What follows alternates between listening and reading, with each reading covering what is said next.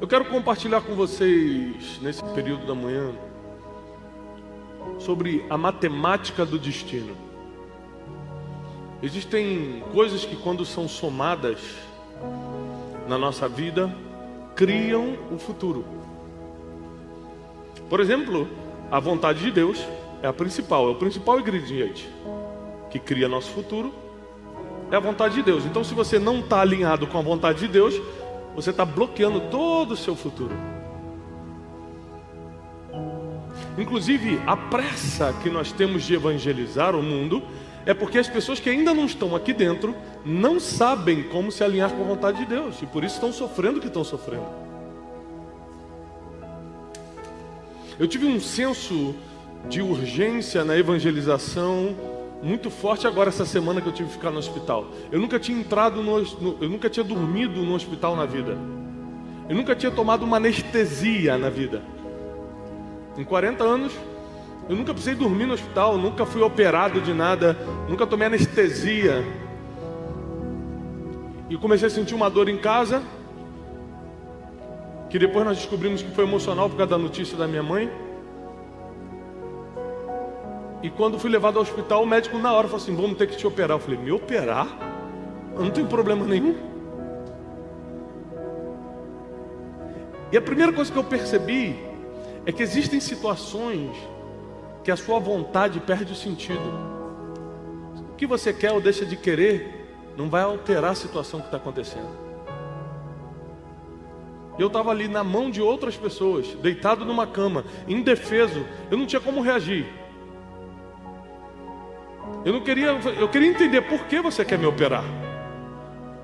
E já estavam colocando agulha, e já estavam começando a me sedar. Eu falei: peraí, mas o que está acontecendo? Eu falei: olha, nós vamos ter que fazer uma operação no seu rim agora, porque a gente já chegou no grau máximo da morfina e o seu corpo não para de gemer.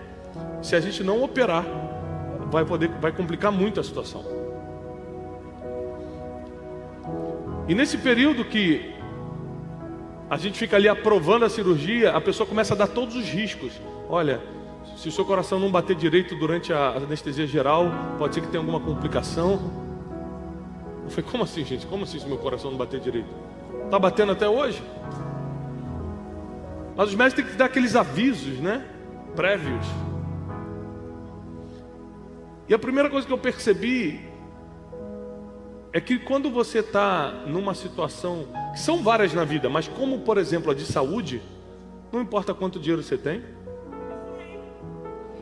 não importa o diploma que está na parede, não importa se você usa roupa de marca ou roupa de brechó, não importa se você tem o telefone do governador ou do presidente no teu WhatsApp, nada disso importa. Somente o tamanho da sua fé nesse momento é o que determina como você vai lidar com tudo isso.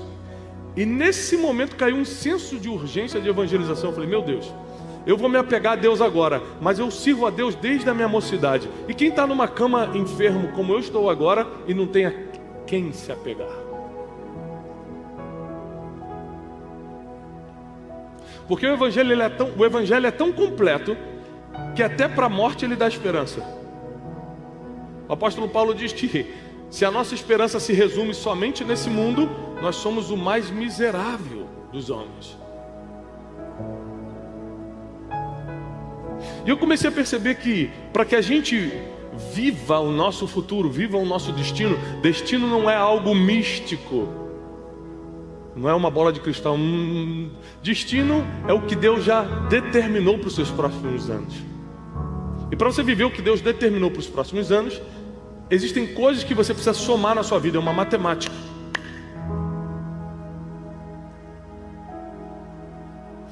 E como muitos de vocês acompanharam, essa semana minha mãe faleceu. A gente não esperava, ela não estava com nenhum problema, ela estava lá em casa, feliz, estava tudo certo. De madrugada meu pai bateu na minha porta e falou: Tiago, sua mãe está passando mal. Eu levantei 4h30 da manhã, peguei minha mãe, fui carregando ela pela escada, botei no carro e levei para o hospital. Eu não saberia, mas era a última vez que eu estava vendo a minha mãe. em consciência. E nesse período que ela ficou no hospital, eu comecei a fazer um checklist, que geralmente, eu não sei se você já perdeu seus pais, mas você começa a pensar, você entra numa crise de saber, será que eu fui o filho que eu poderia ter sido? Será que eu dei o meu melhor? Será que eu fui, eu cumpri minha missão como filho? Eu comecei a pensar várias coisas, eu comecei a anotar muitas coisas. Eu comecei a anotar coisas desde a minha infância e adolescência, que eu vivi com a minha mãe, até esses últimos dias. E eu percebi várias coisas, apesar de, graças a Deus, eu não vou carregar a culpa de ter sido um mau filho. Honrei minha mãe a vida toda, honrei até o final. Nenhum eu te amo foi guardado, todos foram liberados em vida. Todos os abraços, todos os beijos. As nossas últimas conversas de WhatsApp provam tudo isso. Mas se eu pudesse voltar 30 anos atrás, porque essa é a crise que dá, se eu voltasse, ou seja, mamãe partiu em 2021, se eu voltasse em 1991, o que eu faria diferente sabendo que daqui a 30 anos tudo isso vai acontecer? Eu comecei a anotar várias coisas. E eu queria que você estudasse comigo hoje de manhã sobre isso. Eu mudaria muitas coisas se eu pudesse voltar 30 anos atrás, sabendo o que vai acontecer 30 anos depois. A primeira coisa que eu mudaria, ou mediria melhor, eram minhas palavras. Palavras são como pedras lançadas numa vidraça. Você pode até pedir perdão, mas já quebrou. Se eu quebrar o vidro da sua casa, eu posso até pedir perdão para você, você pode até me perdoar, mas já quebrou. Não tem como recolar. E na vida, por causa de imaturidade, por causa de falta de sabedoria, por causa de emoções desorganizadas, por causa de uma vida em pecado, a gente fala o que jamais deveríamos ter falado. O mundo espiritual, ele não se move pelo que você quer, ele se move pelo que você fala. O mundo espiritual é ativado com palavras. Por isso que existe tanto poder na oração, porque é o que você fala. Se fosse o que a gente quisesse, todo mundo aqui estaria bem. Porque ninguém aqui quer estar mal. Se o mundo espiritual se movesse pela sua vontade, todo mundo estava aqui, estava andando de carrão, viajando, bem de saúde, exercendo o seu dom, o seu chamado, o seu ministério. Mas a verdade é que nós não encontramos as palavras durante o trajeto da nossa vida que liberam o futuro que Deus escreveu para a gente. Por exemplo, Jesus no Getsemane, ele começa a ir por uma linha perigosa de palavras e diz: Pai, se possível, afasta de mim esse cálice. Jesus, um homem que era sabedoria em pessoa, a própria sabedoria, Jesus era a própria sabedoria, ele fala: se possível, afasta de mim esse cálice, mas contudo, vírgula, porque a sabedoria sabe consertar as coisas. Não seja como eu quero, porque o que eu quero é sair dessa missão, mas seja conforme a tua vontade. O problema é que quando a gente quer alguma coisa, e principalmente quando essa coisa é desesperadora, como a angústia de morte que Jesus estava sentindo no Getsemane, a gente não negocia com Deus, a gente começa só a implorar. A gente não conversa com Deus, a gente só quer determinar. Eu determino que eu não vou passar por isso. As suas palavras não têm poder diante de uma palavra de Deus que já foi decretada. Você pode gritar o que for. A vontade de Deus é boa, perfeita, agradável, vai durar para sempre e é maior do que a nossa vontade. Se eu pudesse voltar 30 anos atrás, eu mediria muito, muito mais as minhas palavras. Eu joguei muitas palavras ao vento que eu me arrependo. Principalmente quando nós somos jovens e a gente acha que é o dono da verdade. Minha filha tem 12 anos e acreditem, na cabeça dela, ela já sabe mais do que eu.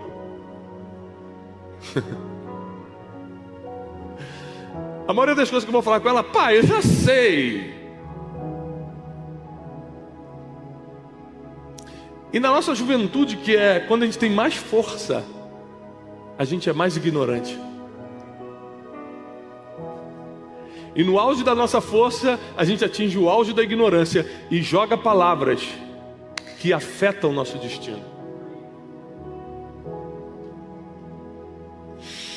E às vezes, porque já estamos em pecado, porque qual é o maior pecado que o homem pode ter e cometer? O orgulho, o pai de todos os pecados. E porque já estamos no pecado do orgulho, a gente não consegue voltar atrás nas palavras e pedir perdão e consertar. O ideal seríamos que nem chegássemos a errar, e sim como Jesus cogitou sair da missão, mas entregou a decisão para Deus. Hoje de manhã eu estava fazendo a live do Café com Destino, explicando isso. Provérbio 16: o coração do homem pode fazer planos, mas a resposta certa vem do... Mas Deus vai te dar a resposta de quê se você nunca apresentou um plano?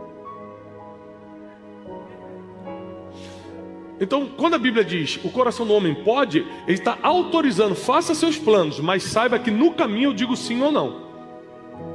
Se você ficar sentadinho na sua casa esperando, provavelmente você nunca vai levantar.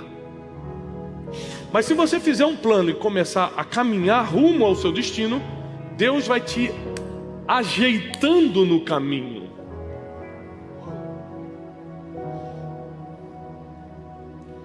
Deus vai dizendo sim ou não no meio do caminho. Deus vai colocando ou tirando pessoas no meio do caminho.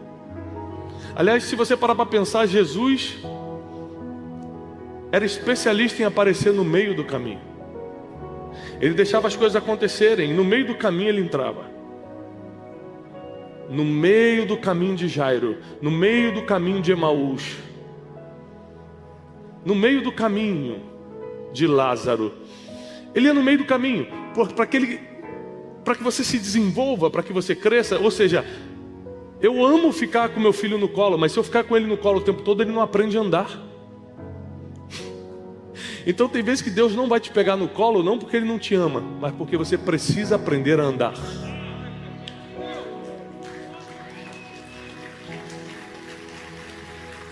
Você precisa aprender a andar com as próprias pernas, porque nenhum pai, não tem honra num pai carregar o filho para sempre.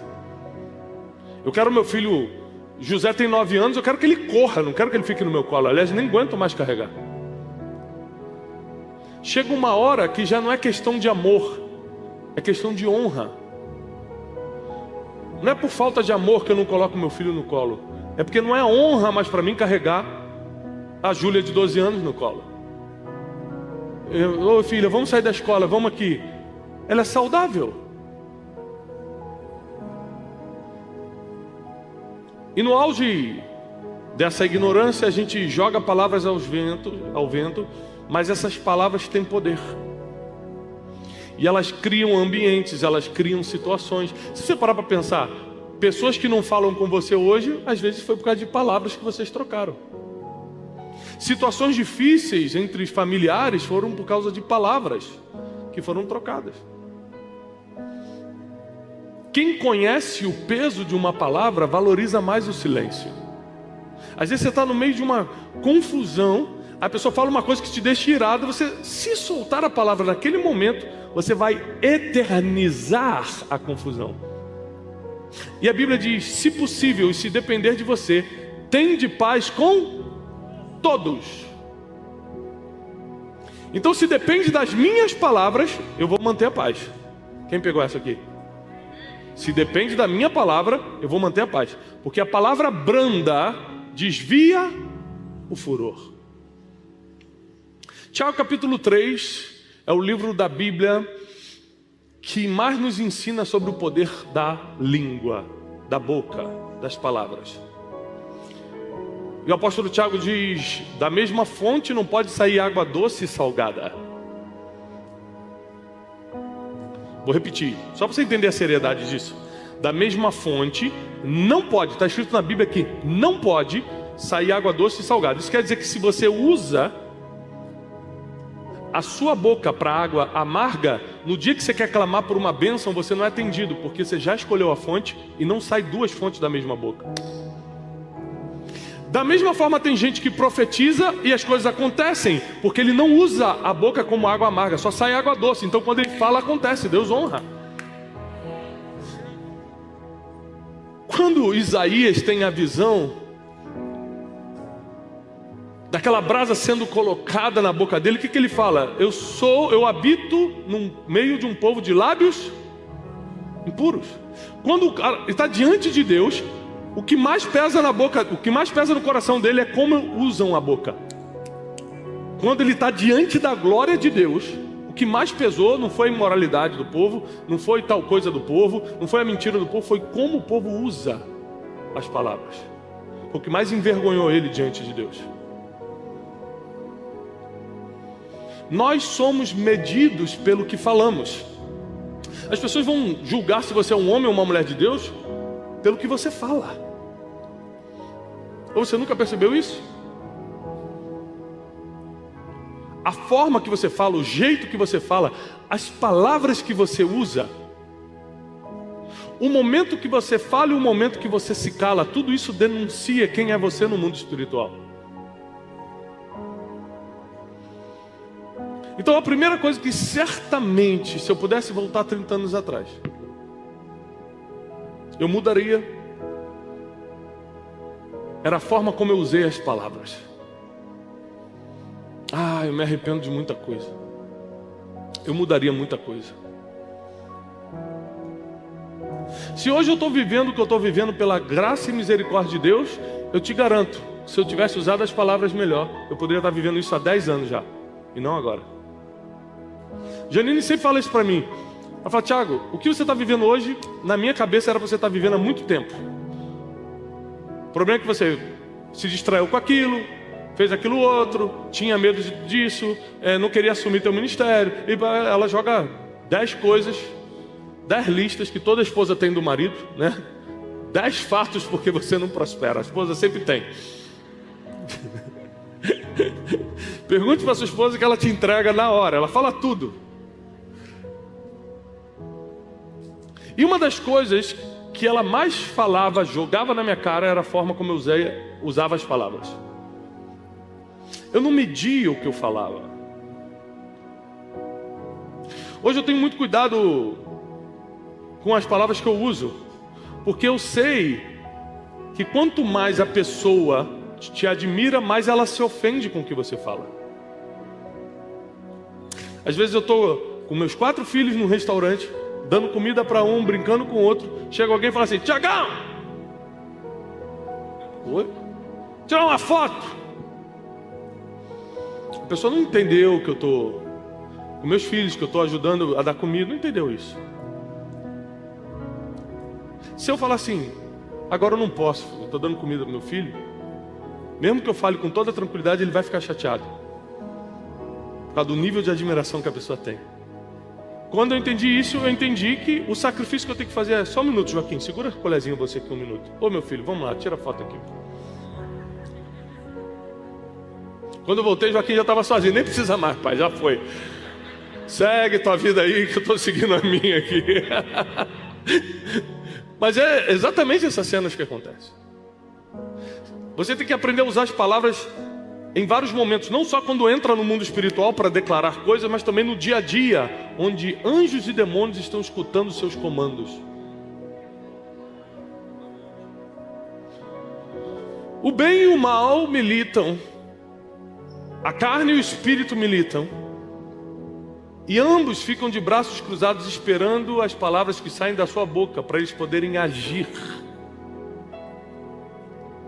Quantos pais, na raivinha do momento, falaram para o seu filho do capeta, para o próprio filho. Aí o demônio, opa, começando a agir agora. Seu burro, você não faz nada direito. Quantos pais, não porque não amavam os filhos, mas porque estavam com raiva no momento. A gente esquece que as emoções, elas duram segundos, mas o que a gente faz quando está emocionado pode durar para sempre. É por isso que nós temos que ter um fruto do Espírito fundamental para o ser humano, que é o domínio próprio, que a inteligência emocional chama de autocontrole. Porque se nós não tivermos domínio próprio, nós nunca saberemos usar as palavras. E esse é apenas o primeiro ponto dos 36 pontos que eu faria diferente. Nós vamos estudar hoje de manhã.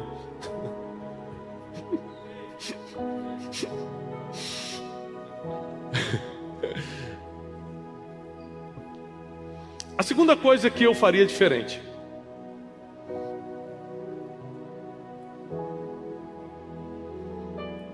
E que eu aprendi isso, infelizmente, tarde. Deu tempo para salvar muita coisa, mas eu sofri muita coisa que eu não precisava ter sofrido. Porque na vida nós vamos ter aflições, tá? Fazendo tudo certo ou tudo errado, você vai ter aflição. Jó não fez nada de errado e sofreu o que sofreu. A Bíblia diz que ele era perfeito diante de Deus e sofreu o que sofreu. Aflição a gente vai ter. Agora existem aflições que você não precisava ter. Existem excessos de sofrimento que já não eram para você.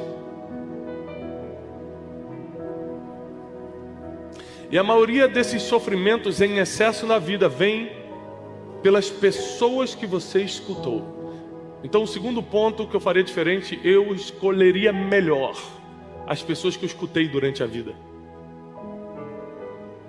Eu lembro de uma vez que eu desobedeci meu pai, eu era adolescente, e meu pai, militar, pastor, controlava a gente em casa no esquema militar pastoral. Você imagina essa mistura. E aí, um amigo me chamou para ir para o baile. Eu tinha 16 anos, amém? E eu falei, não, eu nasci para ser crente, porque eu nunca gostei de ir. Foi um monte de gente num lugar apertado, gente, que maluquice. Eu nasci para ser crente, graças a Deus. Mas aquele amigo, ele começou a falar, cara, a gente tem que ir. Porque você vê, sabe por que ninguém gosta de você aqui na escola? Porque, cara, ninguém sabe como é que é a tua vida, Ele começou a jogar no meu emocional. E eu comecei a escutá-lo. O problema não é o que falam para você, o problema é quando você escuta. Porque falar, as pessoas vão falar o tempo todo. O tempo todo vai ter gente enviada do inferno para ficar falando para você. O problema é se você escutar. E naquele dia eu decidi mentir para o meu pai. Fiz aquele tradicional boneco de travesseiro, cobri com um cobertor.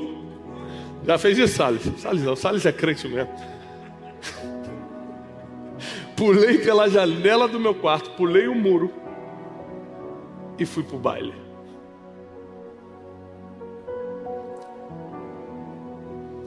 Quando eu estou na fila com todos os meus amigos, esperando para assistir na época os diáconos Claudinho e Bochecha.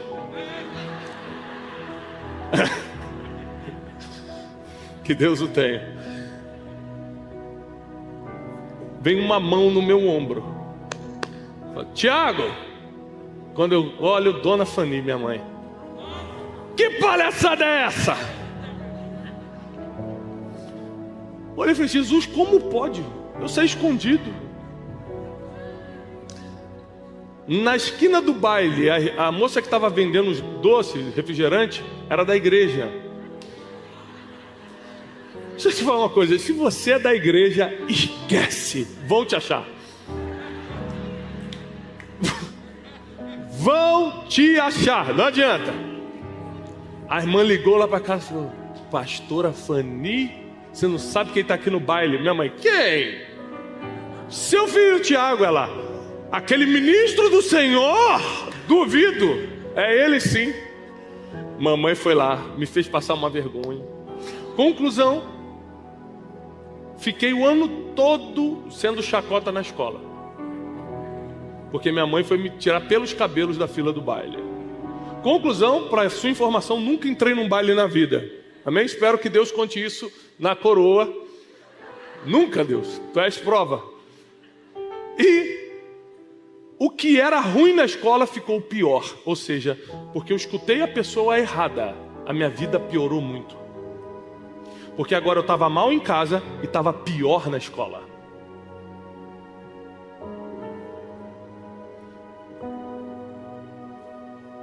Você precisa ser extremamente sensível a Deus para saber quem escutar durante a trajetória da tua existência.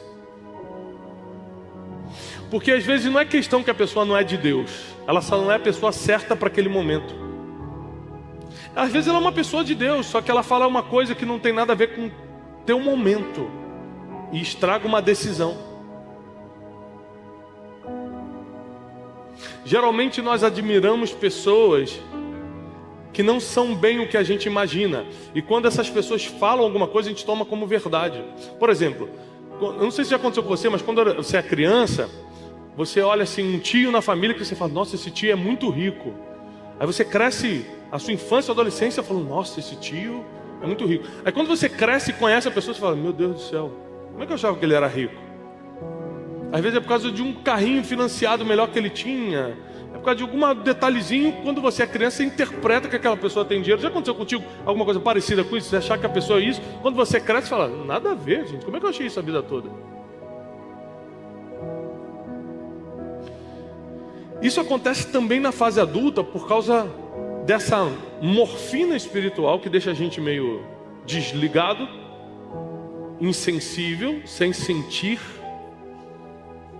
E a gente começa a olhar para uma pessoa, achar que aquela pessoa é alguma coisa, e a gente dá liberdade para essa pessoa falar na nossa vida, só que ela vai te levar por um caminho que não tem nada a ver do que já estava alinhado na eternidade para você. Escutar as pessoas erradas pode te levar ao sofrimento em excesso. Só passar por dificuldade todo mundo vai passar, escutando a pessoa certa ou errada. Agora, em excesso, e muita gente aqui está sofrendo em excesso. Não precisava ser dessa forma. Não precisava ser dessa forma. Nessa última semana eu aprendi muito sobre dor. Porque quando as pessoas me falavam certas coisas, por exemplo, de uma operação, eu fiquei com catéter uma semana. Eu já tinha escutado de pessoas que passaram por isso e falei assim, gente, eu jamais suportaria essa dor. Tá maluco, tá amarrado, Deus, tira do meu caminho. Aconteceu comigo. Só que quando é com você, você se surpreende da capacidade que você tem de suportar a dor. Quando você escuta a dor dos outros, você fala, nunca eu aguentaria. Quando é com você, você aguenta. Impressionante. Por último, o médico me chamou e falou assim, Tiago, eu tenho uma notícia para te dar. Como nós te operamos 2 vezes na mesma semana com cirurgia geral, nós vamos ter que tirar o catéter a sangue frio. Aí eu liguei para Elifelete e falei, ora por mim, pelo amor de Deus, minha intercessora, senão eu não vou aguentar. E fui ontem retirar sangue frio.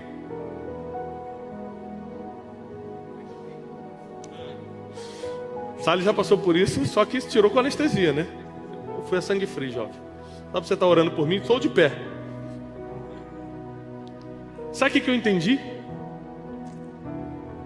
Que o medo que a gente tem de passar por sofrimentos e por dores é mentiroso.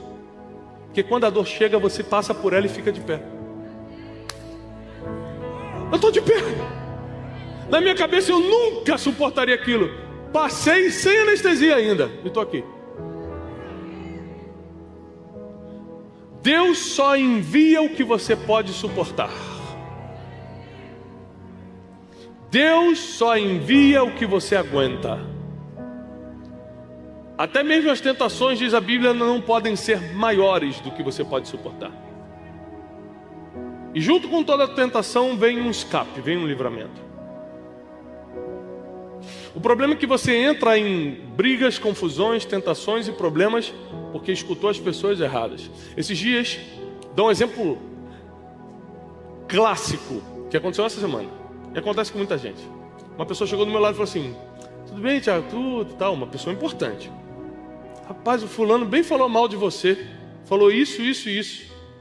Falei, liga pro fulano aqui. Vamos conversar aqui, nós três. O cara, não, pelo amor de Deus, não me bota nessa situação. Eu falei, então, Satanás, você para de vir no meu ouvido. Eu falei assim: se você não quer provar, não vem no meu ouvido.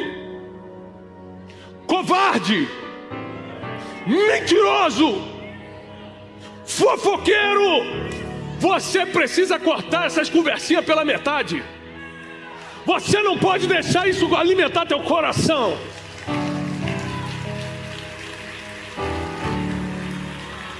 Você não quer se sentir mal, mas quer que eu me sinta mal me dando essa informação, né? Satanás. Eu cortei na hora o papo. Mas se eu resolvesse escutar, sabe como é que eu estaria? Há uma semana da conferência, aquele cara falando de mim, desgraçado. E aí ia ter que subir para pregar com ódio no coração, com ressentimento, cancelando tudo que o Espírito Santo faz na minha vida. Olha como é que é a estratégia do inimigo.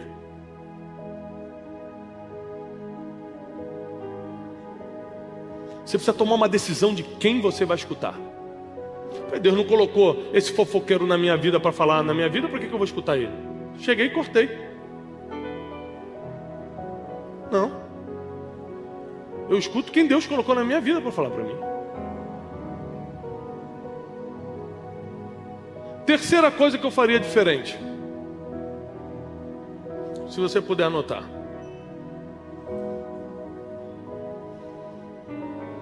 Eu também aprendi tarde isso aqui. Hoje eu sou bom nisso, mas aprendi tarde. Eu perdoaria mais.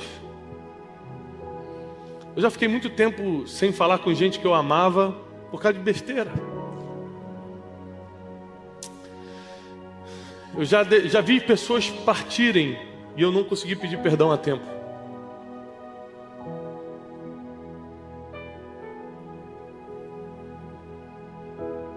Eu descobri que o orgulho, que é o maior inimigo, na minha opinião, o maior inimigo do ser humano, ele faz com que a gente tenha dificuldade em perdoar e ser perdoado.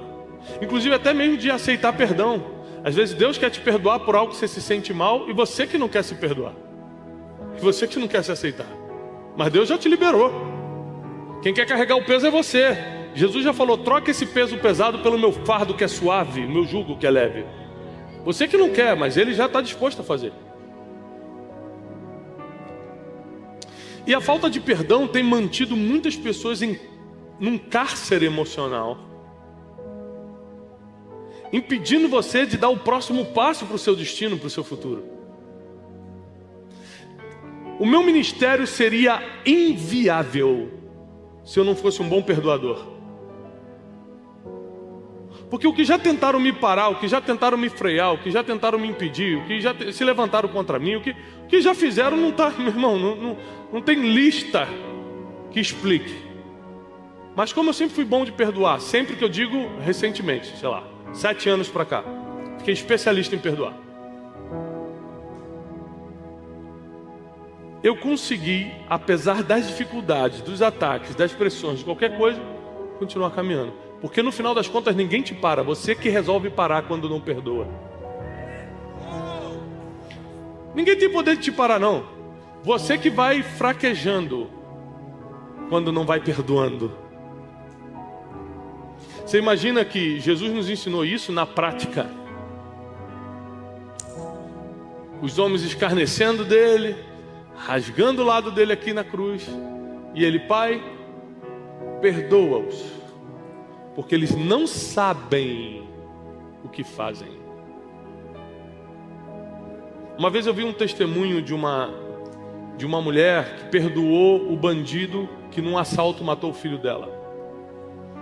Eu achei isso interessante, faz uns 2, 3 anos, deu na televisão aberta aí. E a mulher foi, no dia mesmo que aconteceu, abraçou o bandido que foi preso e perdoou ele. Você vê quando o auge da maturidade ao ponto de controlar a emoção de uma perda. E o repórter pergunta assim, mas por que você fez um negócio desse? Ela falou assim, porque ele não sabia o que estava fazendo. Ele, quando saiu de casa, ele não imaginou que ia causar a dor que ele está causando na minha vida. Da onde ele veio, isso é normal. Na minha família, que não é normal. Ela começou a falar umas coisas, eu cruzei o braço e falei, meu Deus, de onde vem essa maturidade aí no meio dessa dor? Que é mais ou menos o Espírito de Jesus, que falou, Pai, perdoa o que eles fazem, mas estão te fazendo mal, mas eles não sabem o que estão fazendo de verdade. Nenhum daqueles romanos que estavam ali estava assim, nós estamos matando o Filho de Deus porque eu estou contra Deus. Não era isso. Eles estavam obedecendo uma ordem, na cabeça deles eles estavam certos, estavam parando o rebelde, e é por isso que Jesus fala, perdoa, porque eles não sabem o que estão fazendo. A pergunta é, você tem condições, você tem capacidade de perdoar as pessoas que sabem ou que não sabem o que estão fazendo contra você? Porque não tem nada a ver com a outra pessoa. Você perdoar não tem nada a ver com a outra pessoa. Tem a ver com você. Tem a ver com você se libertar. Tem a ver com você ter forças para continuar caminhando. Tem a ver com você estar em paz com Deus e com as pessoas para poder ser referência. Deixa eu te dar uma notícia. Se você quer ser referência, não tem como se você não estiver em paz com Deus e com as pessoas. Ah, Tiago, Deus quer me usar, sabe? Eu sinto que Deus quer me usar. Eu quero ser usado por Deus. Quer mesmo? Então tenha paz com Deus e com as pessoas. E para isso você vai ter que ser especialista em perdoar. Pessoas que você nem imagina ainda vão te ferir. Pessoas que você confia absolutamente ainda vão te trair. Desculpa te avisar isso, mas é a vida. São as estatísticas. E você tem que estar especialista, pronto para perdoar,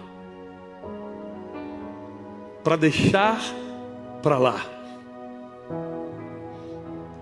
Essa expressão deixar para lá é bem popular, mas ela expressa bem o sentido do perdão. Deixar para lá. O fulano falou de você, deixa para lá. Não, mas o ciclano tentou roubar não sei o que meu. Deixa para lá. É literalmente isso. Chega uma hora que você perde muito tempo correndo atrás de coisas que não tem a ver com o seu futuro. E é aqui que o inimigo ganha tempo contra você. Eu posso rebater você? Posso. Só que o tempo, a energia que eu vou gastar para rebater, eu estou tirando da estrada do meu destino e colocando numa ramificação que não tem nada a ver com o futuro. É isso que o inimigo quer. Como ele não consegue impedir, porque o seu futuro está na mão de Deus, quando ele não consegue impedir isso, ele cria as distrações do caminho para que você fique mais fraco, para que você fique sem energia, para que você fique sem tempo. E quando você está debilitado, ele vem com uma pancada mais forte.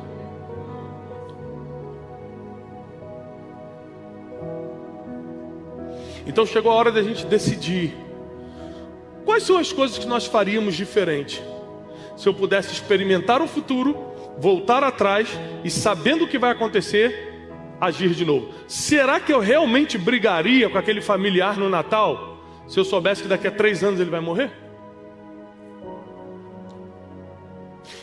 A pergunta é, por que a gente já não age como se todo dia fosse o último?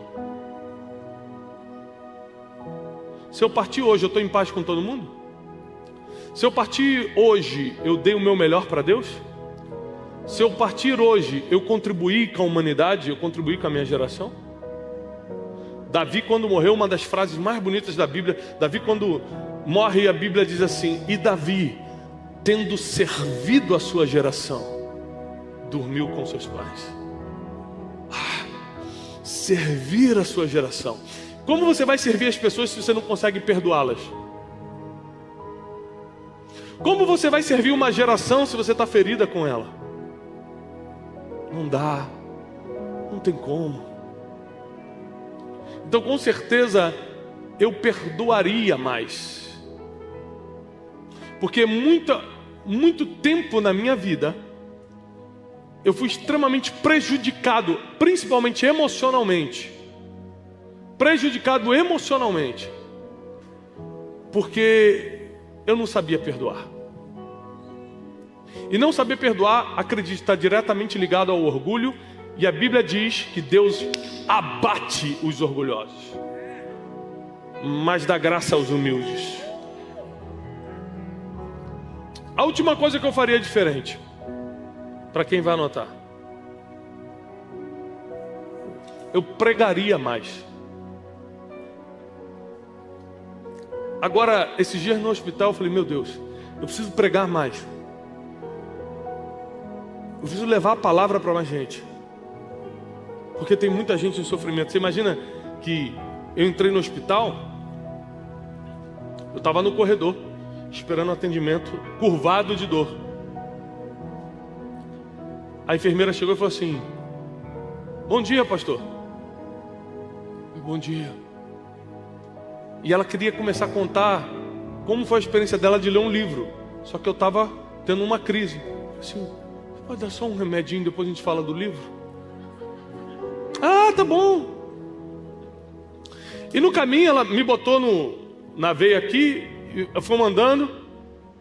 E aí uma senhora falou assim, é o pastor Tiago? Aí eu quero só uma oração. Imagina, eu com um negócio aqui, peguei, Senhor, abençoa essa senhora.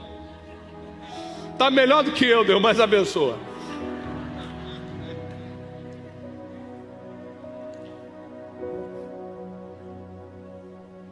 E eu comecei a perceber que no final das contas, existem situações como doença, quebra financeira, certas traições, que se a pessoa não tiver evangelizada, ela pira. Então peraí, eu carrego um poder, que é o poder do evangelho, que pode tocar a pessoa no momento mais difícil da vida dela e vou guardar para mim. Uma das coisas mais poderosas que você pode fazer para se tornar uma referência, marcar a sua geração e deixar um legado, é transformar a vida das pessoas.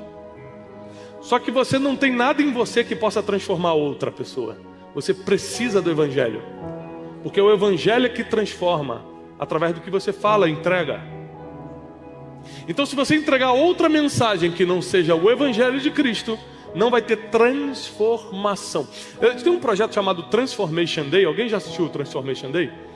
O Transformation Day, a gente colocou ele no ar como um projeto de inteligência emocional. Mas você pegar ali, do início ao fim, nada mais é do que Bíblia. É que eu não abro a Bíblia, não oro. Foi uma coisa que a gente fez para o público geral.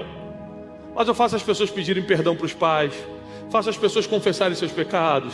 Tudo está na Bíblia, eu boto ali no Transformation Day e falo, ó, isso aqui é inteligência emocional. Aí todo mundo, Aí tem gente sendo liberta, gente pedindo perdão. Ou seja, porque a transformação não está na técnica da faculdade. A transformação está no Evangelho de Jesus. Ele é o caminho, a verdade e a vida. E ninguém vai ao Pai a não ser por Ele. Ele é o único intercessor entre Deus e os homens. Agora presta atenção. Se Deus está sentado no trono, e se o Espírito Santo está aqui, na terra com a gente, quem sabe disso? Que o Espírito Santo está aqui, Deus está sentado no trono. Jesus está onde fazendo o quê?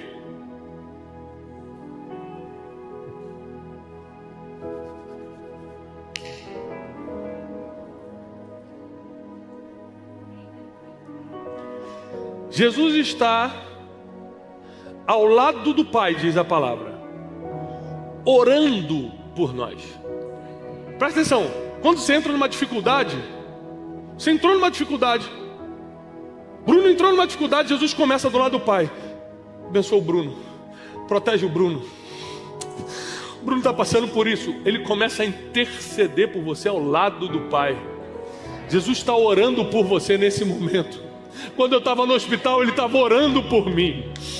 Quando nós estávamos passando os momentos mais difíceis da minha vida, Jesus estava ao lado do Pai dizendo: salva o Tiago, eu morri por ele, vamos trazer, vamos salvar, vamos resgatar. Jesus tem um trabalho, que é interceder entre você e Deus, e Ele o faz muito bem. Ele cumpre a sua parte. Você precisa agora cumprir a sua, de anunciar esse evangelho aos 4 cantos da terra.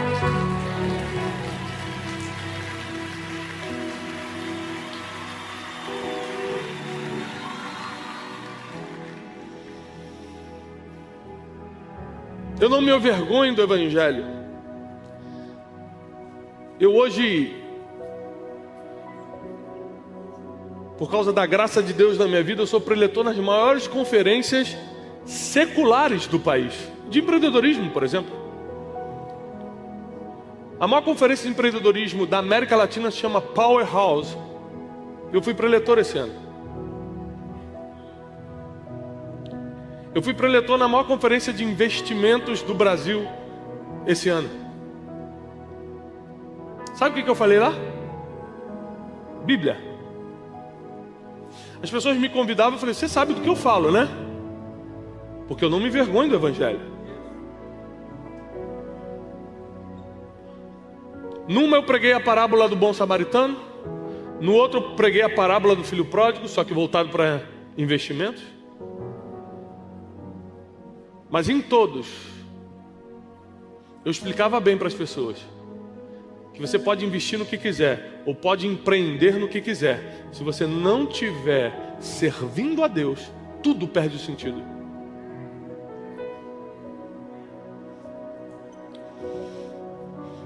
Minha mãe, quando entrou em coma, eu cheguei para o médico e falei para ele: me diz o que eu posso fazer, qualquer coisa, qualquer valor, qualquer hospital que eu possa transferir, me diz qualquer coisa que eu vou fazer. Ele falou assim: não existe nada que você possa fazer nessa situação. Seu dinheiro não salva, o melhor médico não vai salvar, botar no melhor hospital não vai salvar, porque a única coisa que a gente precisa é de um milagre. Deus preferiu levar, mas a gente só dependia de um milagre. Existem muitas situações da sua vida que nada do que você conquistou aqui na terra vai ter efeito. Outras vai. Tomara que você ganhe muito dinheiro, porque eu nunca paguei conta de luz ou fiz compras lá em casa com outra coisa, sempre foi com dinheiro. Uma vez eu tentei pagar as compras com a paz do Senhor, chamaram a polícia. A paz do Senhor, eu estou levando. É só com dinheiro, não tem jeito. Então ganhe dinheiro, é muito bom para pagar as contas, mas só para isso. Só serve para as contas. Para qualquer outra coisa, você vai precisar de muito mais. Então coloque toda a sua esperança no Evangelho de Cristo, que é o único que promete vida eterna, perdão dos pecados e salvação para sempre. Coloca seus olhos na eternidade, porque essa vida, e eu provei isso essa semana, passa muito rápido.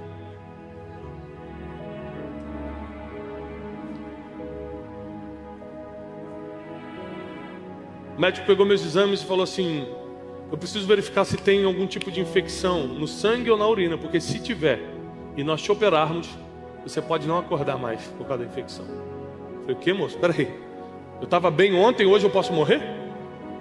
Assim é a vida. É exatamente assim a vida. Então esteja preparado, esteja sóbrio e vigilante, porque você não sabe nem o dia nem a hora, nem que você vai partir ou que Jesus vai voltar. E apesar de eu não ser da escatologia, não ser apocalíptico, eu nunca acreditei tanto na proximidade do retorno de Jesus como eu estou acreditando agora.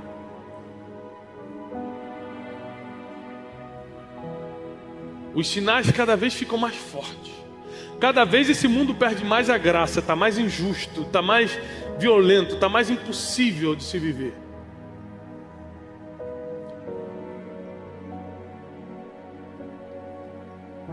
E nós precisamos pregar mais, para que as pessoas sofram menos. Anote isso: eu vou pregar mais, para que as pessoas sofram menos. eu vou pregar mais, para que as pessoas sofram menos. Você não precisa estar aqui no púlpito para pregar, gente. Deus quis me colocar aqui, mas eu prego em qualquer lugar.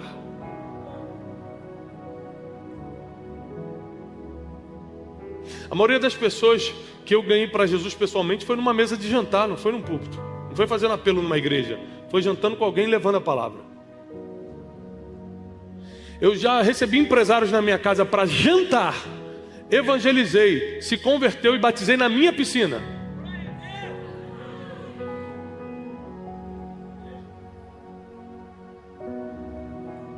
Porque nós temos que estar prontos em todo momento.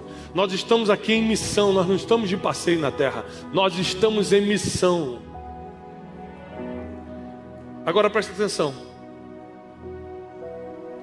Se eu pudesse voltar 30 anos atrás e mudar tudo isso, juntar isso nessa matemática do destino, palavras, pessoas que eu escuto, perdão, pregar mais, escutar mais a Deus, porque para pregar mais você tem que escutar mais a Deus.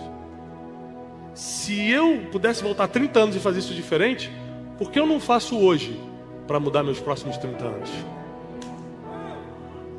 A matemática é a mesma. Por que eu não começo agora para salvar meus próximos 30 anos? Por que eu não meço minhas palavras a partir de hoje para não me arrepender daqui a 30 anos? Por que eu não paro de escutar quem Deus não colocou na minha vida para falar na minha vida e começo a escutar somente aqueles que têm voz de destino na minha caminhada? Por que eu não começo a perdoar todo mundo que eu tenho que perdoar? Por que eu não começo a pregar mais hoje? Se é isso que vai mudar o mundo. O que vai mudar o mundo não é o teu negócio. O teu negócio vai ser usado por Deus se você estiver pregando o evangelho. O que vai mudar o mundo não é a sua ideia. A sua ideia pode ser usada por Deus se o evangelho estiver nela. Porque é a única coisa que transforma é o evangelho. É a única coisa que tem um poder de transformar o ser humano, de transformar o pecador em um homem e uma mulher de Deus, de transformar o perdido em um homem e uma mulher com direção, com senso, com propósito. E nessa manhã eu queria que você fizesse um checklist de tudo que você faria diferente se pudesse voltar atrás, para que com essa lista na mão você começasse a agir a partir de hoje.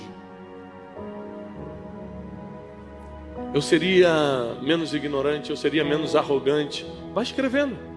Pode escrevendo agora, para aí, vai escrevendo. O que você faria diferente? O que você não seria se pudesse voltar 30 anos atrás? Você sabe o que você fez lá atrás que trouxe para onde você está hoje. Você sabe, de bom e de ruim. O que você está vivendo hoje de bom e de ruim, você sabe exatamente o que você fez para te trazer.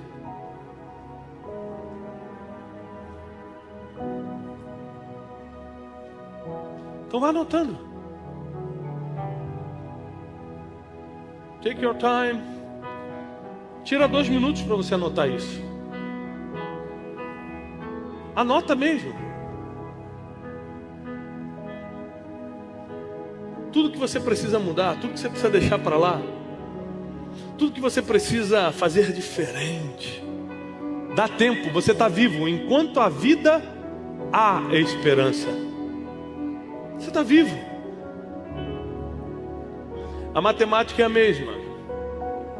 Essa semana eu perdi minha mãe. Daqui a uns anos eu vou perder outras pessoas. Ou pessoas vão me perder. A matemática é a mesma. A gente precisa começar a trabalhar todo dia para deixar um legado, para pregar o evangelho e transformar as pessoas, para fazer a nossa parte, para viver o nosso propósito. Viver todo dia como se fosse o último, no sentido de, não no sentido leviano de, então eu vou gastar tudo que eu tenho, porque pode ser, né, que amanhã eu não tenha, que eu morra. Não, é no sentido de tratar as pessoas, no sentido de servir a Deus com intensidade.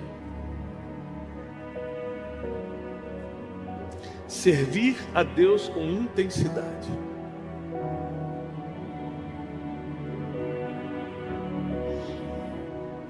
Nesse dia tão difícil, foi o dia do velório da minha mãe. Eu fiz a live do Café com Destino normalmente. E muitas pessoas me questionaram na mensagem dizendo: como pode? Por que você não para um dia? E eu postei um versículo como resposta.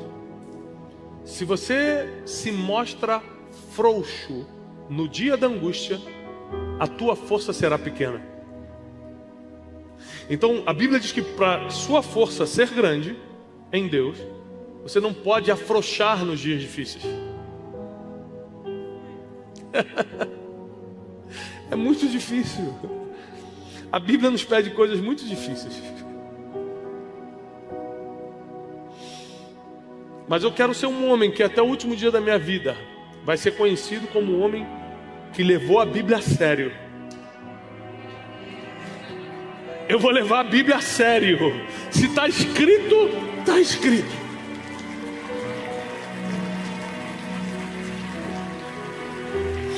Fica de pé. Vamos orar.